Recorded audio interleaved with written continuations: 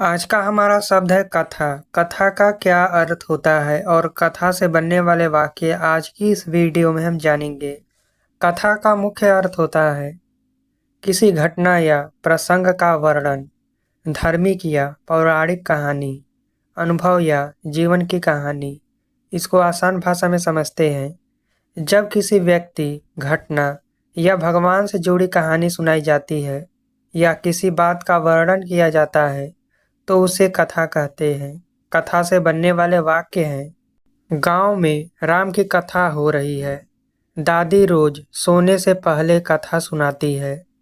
उसकी जीवन की कथा बहुत प्रेरणादायक है। महाभारत एक महान कथा ग्रंथ है। संत कथा सुना रहे थे। आज की इस वीडियो में बस इतना ही। अगर आपको कथा जैसे किसी भी शब्द का अर्थ और वाक्य में प्रयोग चाहिए तो कमेंट कर देना, आपको वीडियो मिल जाएगी। Thank you for watching.